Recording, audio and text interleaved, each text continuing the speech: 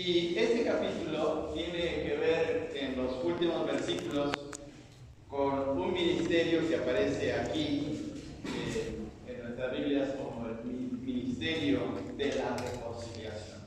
Pero vamos a leer a partir del versículo 18 final hasta el 21. Y ahí en sus lugares ustedes van a seguir esta porción de la palabra de nuestro Dios. Segunda de Corintios 5 del 18 al 21. Y dice así: y esto proviene de Dios, quien nos reconcilió consigo mismo por Cristo y nos dio el ministerio de la reconciliación. Que Dios estaba en Cristo reconciliando consigo al mundo, no tomándoles en cuenta a los hombres sus pecados, y nos encargó a nosotros la palabra de la reconciliación. Así que somos embajadores en nombre de Cristo, como si Dios rogase por medio de nosotros. Os rogamos en el nombre de Cristo, reconciliaos con Dios. Al que no conoció pecado, por nosotros lo hizo pecado, para que nosotros fuésemos hechos justicia de Dios en él. Una de las cosas más dolorosas en nuestra vida cotidiana es tener problemas con alguien y estar distanciados. Puede ser la relación de padre-hijo, puede ser la relación de hermano-hermano, puede ser la relación de esposos. Y es doloroso, porque aunque podamos estar juntos en la misma casa y sentarnos en la misma mesa para desayunar, comer o cenar, pero estar distanciado es doloroso, ¿sí? Y hay ocasiones en que pues ese distanciamiento lleva días. Pasa un día y ni se habla uno, y pasa el segundo día si no se habla uno, y pasa el tercer día hasta que pues alguno de los que están distanciados se le ocurre o tiene pues el buen corazón de arreglar cuentas, pero es doloroso. En la Biblia encontramos un pasaje donde Dios se lamenta, donde Dios hasta por decirle, ruega a su pueblo que le haga ver en qué les ha fallado. Fíjense bien, Dios mismo actúa de esa manera tan condescendiente, de llegar al punto de abrir su corazón y expresarle a su pueblo en qué le ha fallado. Cuando realmente Dios nunca nos falla, Dios siempre es fiel. Pero Dios hace eso, y les invito a que vayamos al libro de Miqueas. Ahorita vamos a regresar a 2 de Corintios, pero para que veamos un ejemplo de la situación dolorosa que es estar en una relación quebrantada. Y en el libro de Miqueas capítulo 6, Miqueas se encuentra entre Josué y Jueces, ¿verdad?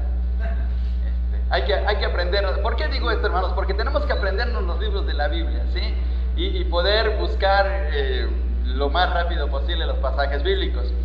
Miqueas capítulo 6, y por favor leamos juntos el versículo 3. Versículo 3. Miqueas capítulo 6, versículo 3. Dice de la siguiente manera, todos juntos: pueblo mío, ¿qué te he hecho? ¿O en qué te he molestado? Responde contra mí. Mire qué expresión de Dios. Es Dios quien se está inclinando a su pueblo y le está diciendo: pueblo mío. Ahora, si Dios fuera como un Dios de esos del Olimpo o de esos dioses antiguos, ya los hubiera fulminado a todos. Pero aquí vemos el gran amor, el gran cariño, la ternura de Dios hacia su pueblo, y le dice: pueblo mío, ¿qué te he hecho? ¿Qué te he hecho? Pues todo lo que ha hecho Dios ha sido perfecto, ha sido bueno, ha sido maravilloso, ha sido de bendición. Pero Dios está hablando con su pueblo con la finalidad de reconciliarse con él, de poder estar en una relación correcta con su pueblo, de poder expresar juntos una relación maravillosa y que su pueblo pueda ser bendecida. Veamos la pregunta: ¿qué te he hecho? ¿En qué te he molestado? ¿Había molestado Dios a su pueblo? Cuando les había dado su ley, les había dado sus bendiciones, les había mostrado tantos milagros, les había dado el maná en el desierto, les había sustentado con agua, los había librado de sus enemigos, le había dado una tierra prometida, les había dado infinidad de cosas. Y aún ellos estaban actuando con dureza hacia Dios. Y aquí estaban rompiendo o estaban en una actitud negativa hacia Dios. Y Dios, fíjense bien, hermanos, cómo Él se acerca a su pueblo de una manera tan especial, tan tierna hacia ellos. Qué feo es esto. Qué feo es de nosotros, hermanos, que Dios tenga que actuar de esa manera, que tenga que venir a rogarnos, cuando Dios no ha cometido nada, cuando Dios no ha hecho nada malo, al contrario, nos ha dado inmensas bendiciones. Sin embargo, qué maravilloso carácter de Dios, qué amabilidad de Él, porque Dios es incomparable.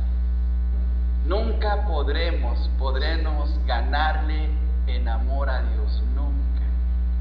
Siempre Él va a salir victorioso y nos va a dar mucho más de lo que imaginamos. Y por eso es que lo que Pablo está expresando en 2 de Corintios acerca de ese ministerio de reconciliación es por el hecho de la manera como Dios ha estado actuando a través de la historia, acercándose a nosotros. Y fijémonos otra vez, regresando a 2 de Corintios capítulo 5, dice en el versículo 19, veamos la iniciativa de Dios, que Dios estaba en Cristo reconciliando consigo, es decir, hacia Él, al mundo. Ahora, ¿cómo era el mundo? ¿Y cómo es el mundo? Es un mundo perdido, es un mundo negativo, es un mundo agresivo, es un mundo de una vanidad increíble, de una osadía contra Dios. En el Salmo 2 encontramos la expresión de mucha gente. En el Salmo 2 dice: rompamos las ligaduras con Dios. Y Dios se lamenta de que el mundo piense de esa manera.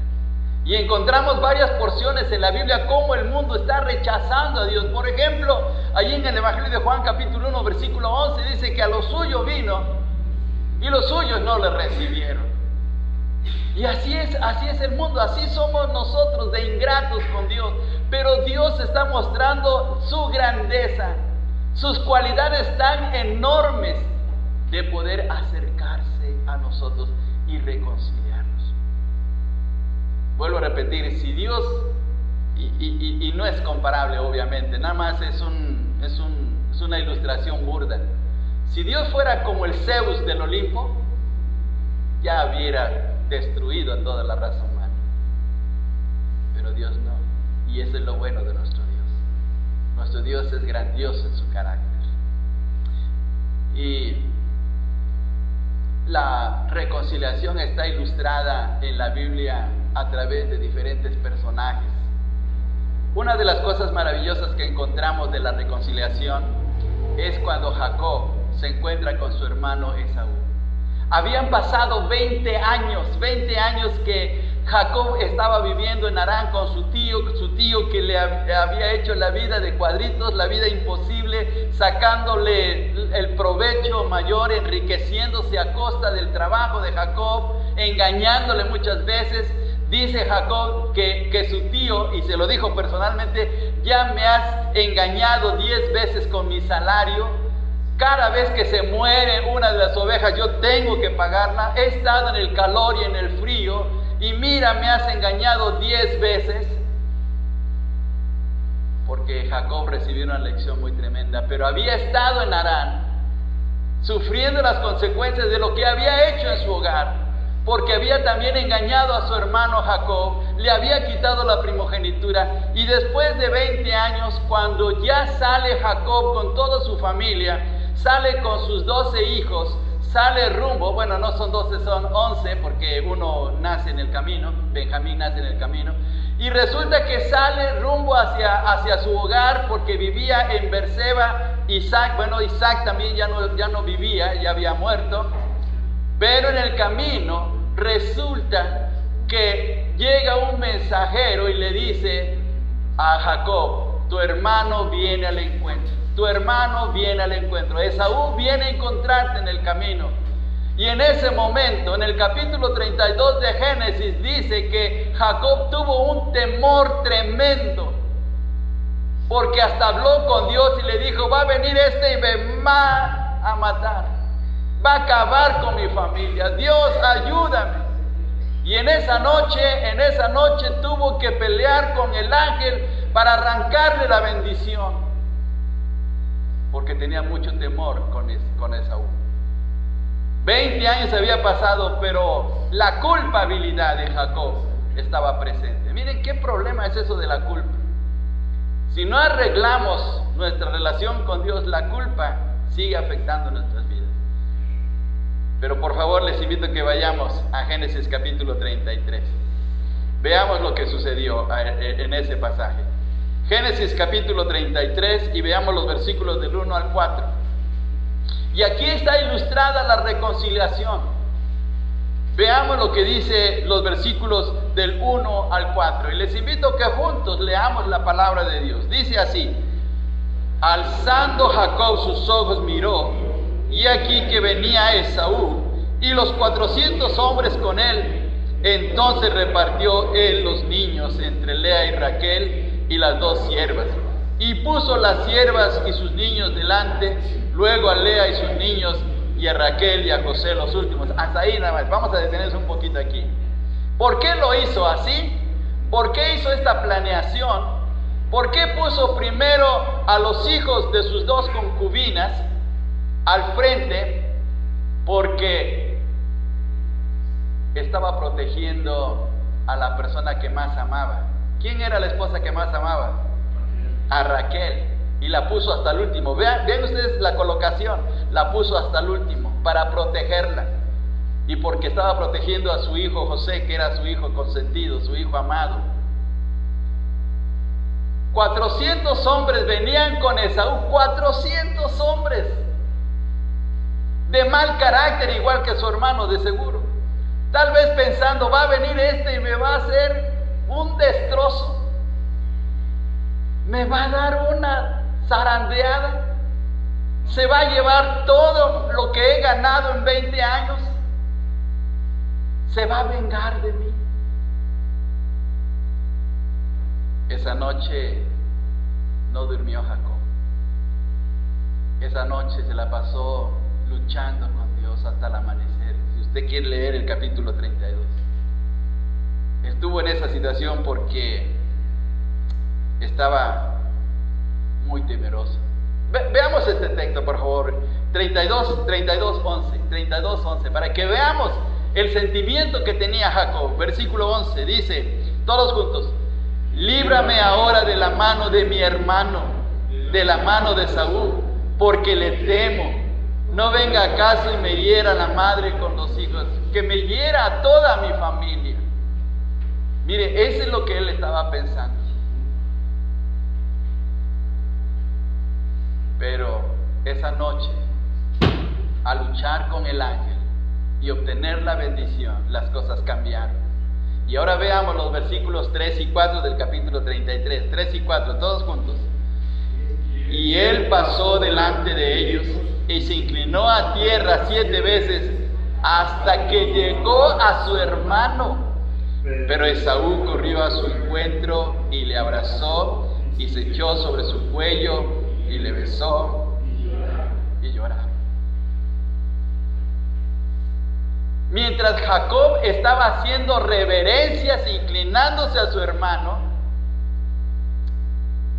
por el sentido de culpabilidad, por lo que había hecho 20 años atrás y que merecía la muerte porque lo había jurado Esaú, ahora la actitud de Esaú había cambiado. Y miren qué fue lo que hizo. Veamos la actitud de Esaú. Dice en el versículo 4, pero Esaú, primera cosa que hizo, corrió a su encuentro. Fue al encuentro de su hermano. No fue con una espada, no fue con un arma para poder vengarse. Corrió porque ahora él deseaba una relación muy especial con su hermano que no había visto en 20 años. Corrió hacia su encuentro. Segunda acción de Esaú. Al correr y al llegar a su hermano, ¿qué hizo? Le abrazó. Le abrazó. Al abrazarlo, le estaba perdonando aquel engaño, aquella situación grave de haberle robado su bendición con su padre Isaac. ¿Se acuerdan ustedes que Jacob se tuvo que vestir con las ropas de Saúl, ponerse vello de cabras y de animales para que se sintiera velludo porque era lampiño, ¿sí? Y se puso las vestiduras de su hermano porque Isaac le olió cuando le llevó el guiso que había preparado, y que no lo había preparado sino lo preparó su mamá, al igual que Saúl, que le daba de comer a Isaac. Isaac se acerca a él y lo empieza a oler, porque Jacob era un niño mimado, era un niño de casa, era un niño que se echaba el champucito y se bañaba bien con jabón de olor, porque era de casa. Pero cuando lo huele Isaac, huele las ropas de Saúl y se confunde. Se confundió. Y dijo, la voz, así, lean ustedes la historia, hermanos, dice, la voz es de Jacob,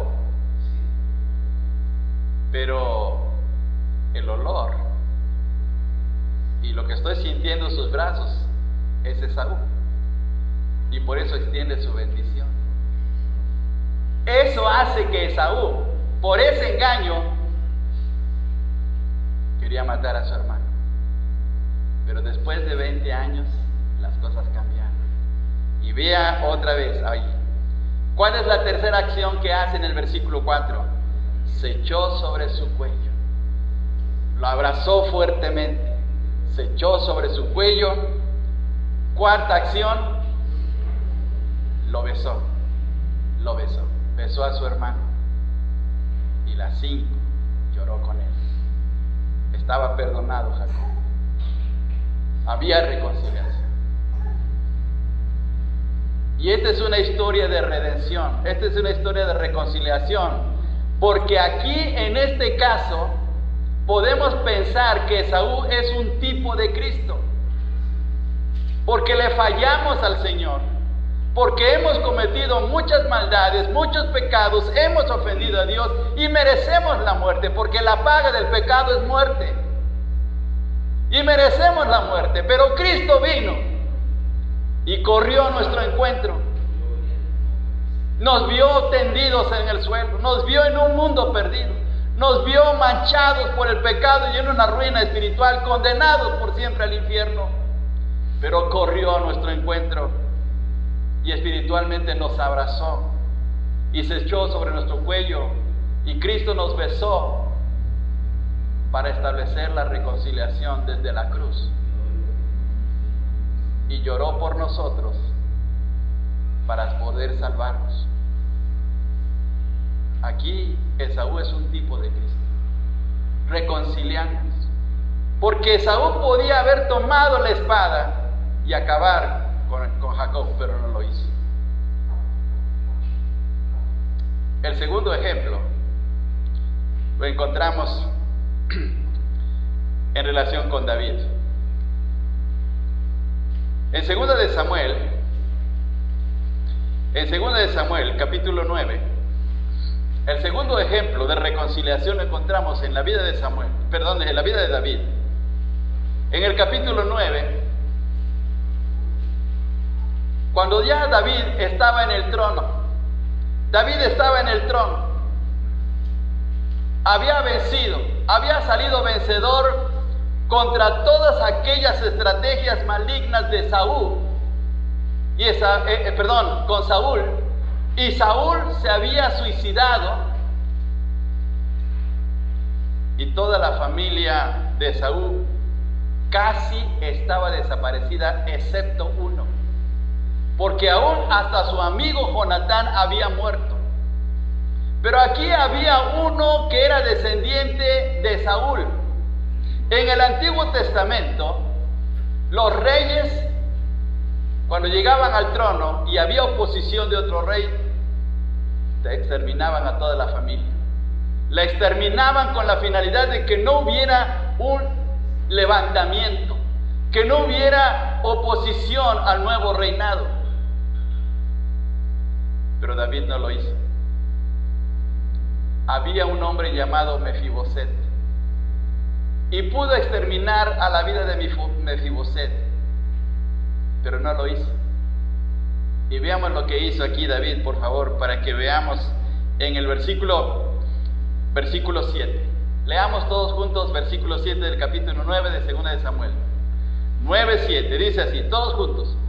Y le dijo David: no tengas temor, porque yo a la verdad haré contigo misericordia por amor de Jonatán tu padre, y te devolveré todas las tierras de Saúl tu padre, y tú comerás siempre a mi mesa. Y tú comerás siempre a mi mesa. Desde el punto de vista de la política de este tiempo, Mefiboset debería de morir, porque podría levantarse en contra de David, podría reunir gente. Él era descendiente, era el nieto del rey Saúl, le merecía el trono desde el punto de vista de esa política de ese tiempo. Pero David tuvo misericordia de él. Y no solamente tuvo misericordia, le pudo haber dicho: bueno, quédate en tu casa y arréglate como puedas. No, te vienes conmigo, vas a vivir en mi palacio y vas a comer en mi mesa. Y en esta noche vamos a comer a la mesa del rey, ahí en esa mesa, que no lo merecemos, porque todos somos igual que Mefiboset, descendientes de un rey que no merecía el trono. Y el rey que nos gobernaba era el diablo, que gobernaba el mundo. Y hacíamos lo que bien nos parecía conforme a los designios del diablo. Pero fue derrotado en la cruz. Y Dios nos dio una posición de misericordia delante de Él. Nos reconcilió por medio de Cristo.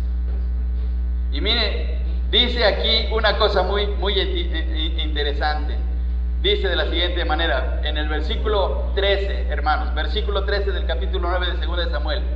Y moraba Mefiboset en Jerusalén, porque comía siempre a la mesa del rey y estaba lisiado de ambos pies. Era un hombre incapacitado. Esa incapacidad física es un ejemplo de nuestra incapacidad moral y espiritual ante Dios, que no podemos acercarnos a Dios. Si no fuera por Dios, no nos acercaríamos a su mesa. Pero así como David tuvo misericordia de Mefiboset, Cristo la tuvo por nosotros y nos llevó a su mesa. Y por eso dice el texto: porque comía siempre a la mesa del rey. Qué bendición, hermanos, qué bendición. Volviendo otra vez a 2 de Corintios, capítulo 5, el versículo 21, dice de la siguiente manera. 2 de Corintios 5, 21. Al que no conoció pecado, por nosotros lo hizo pecado, para que nosotros fuésemos hechos justicia de Dios en él, es decir, para que se realizara la reconciliación entre Dios y nosotros. El Señor Jesucristo tuvo que tomar nuestro lugar. Y miren, hay una expresión que cuesta un poquito de trabajo entender aquí en este versículo. Dice: por nosotros lo hizo pecado. Como que da a entender que Cristo cometió pecado. No, no es que cometió, se cargó el pecado de nosotros. Isaías 53 dice que Él cargó el pecado de cada uno de nosotros. Hay una leyenda griega donde hay un semidios cargando el mundo y se llama Atlas, cargando el mundo. Es una leyenda, pero aquí es una realidad tremenda. Cristo cargó nuestro pecado, el pecado de todo el mundo, pecados pasados, presentes y futuros.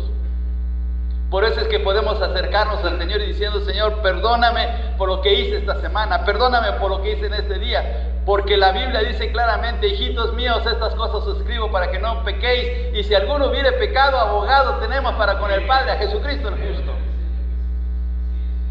Jesucristo sigue actuando en perdón y en limpieza nuestra propia vida, aún estando 2000 años después de la cruz, porque Él cargó nuestro pecado y nos reconcilia con Dios.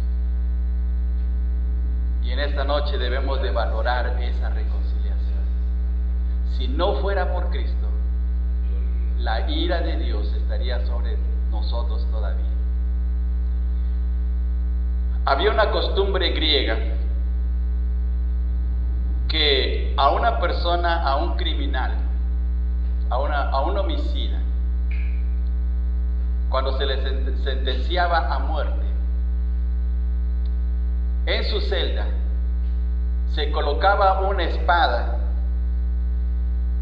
amarrada de un hilo muy delgado sobre su cabeza. Él estaba atado y con el miedo de que la espada, nada más con cualquier vientecito que entrara a la celda y moviera la espada que era muy pesada, le cayera sobre la cabeza y lo partiera en dos. Tenía ese temor tremendo esa persona. La ira de Dios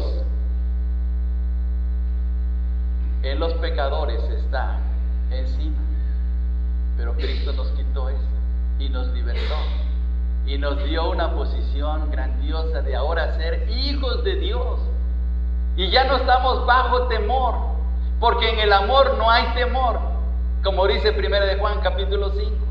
El amor ahora nos fortalece, el amor de Cristo nos fortalece y nos hace vivir confiados en que estamos seguros en sus manos. Sí, a veces tenemos presiones, a veces tenemos luchas, a veces pasamos por adversidades y nos dolemos y sufrimos, pero sabemos que estamos seguros en las manos de Dios, por Cristo, porque Él llevó nuestro pecado y por medio de Él podemos estar en una relación completamente maravillosa con Dios, porque Cristo nos ha reconciliado. Él llevó nuestro pecado. Así es que en esta noche, al tomar el vino, el pan de la mesa del Rey de Reyes, debemos agradecerle de esa reconciliación tan grandiosa. Y por lo tanto debemos de responder a esa reconciliación. Que Dios no nos diga como lo dijo ahí en el libro de Miqueas: pueblo mío, ¿qué te he hecho? Que no nos diga eso el Señor, al contrario, Señor, más bien, ¿qué te he hecho yo? ¿En dónde te estoy fallando? Quiero vivir bien delante de ti, quiero caminar en tu voluntad, ayúdame a caminar en tu voluntad. Que no sea Dios el que nos diga eso, sino nosotros hacia Él, para hacer su voluntad y ser un pueblo agradable a Él. Así es que al pensar en la reconciliación, hermanos, en esta noche, tenemos que esforzarnos, tenemos que animarnos, tenemos que seguir, porque esa reconciliación no tiene precio. Esa noche en que Jacob se quedó solo, después de que se fue su hermano, porque ese mismo día se despidieron, se encontraron y se despidieron. Esaú quería llevarse a su hermano, encaminarlo y protegerlo con los 400 hombres, pero Jacob no quiso, porque decía que iba lento con toda su familia y con todo el ganado que llevaba. Esa noche se quedó solo. Esa noche durmió como un bebé. Esa noche durmió tan descansada, porque entre su hermano y él había una gran reconciliación. Así es que, hermanos, al pensar en la reconciliación que Cristo nos ha ofrecido, digámosles al Señor: Señor, muchas gracias. Gracias por eso. Gracias porque sé que estoy seguro en tus manos, y pase lo que pase, Señor, estoy seguro en ti. Y debemos de esforzarnos, y debemos seguir en su camino, y debemos trabajar duro para Él, porque aunque no vamos a pagar su reconciliación, sí debe haber una respuesta de amor hacia Él, que ha hecho todo lo mejor para nuestras vidas. Esforcémonos, hermanos. En este año, hagamos todo el esfuerzo de parte nuestra de venir a la iglesia, de leer su palabra, de estar orando unos por otros, de compartir su palabra con la gente que necesita, de poder servirle a nuestro Dios en alguna área donde es necesario participar. Hay muchos ministerios donde podemos participar, hermanos. Hagámoslo por amor a nuestro Dios. Contribuyamos. No seamos mezquinos con Dios. No le demos las obras a nuestro Dios. Démosle lo mejor a nuestro Dios, porque Él lo hizo en la cruz, por esa reconciliación nuestra. Así es que esforcémonos con ayuda del Señor. Vamos a orar, hermanos. Vamos a orar y darle gracias a Dios por su palabra. Padre, muchas gracias. Gracias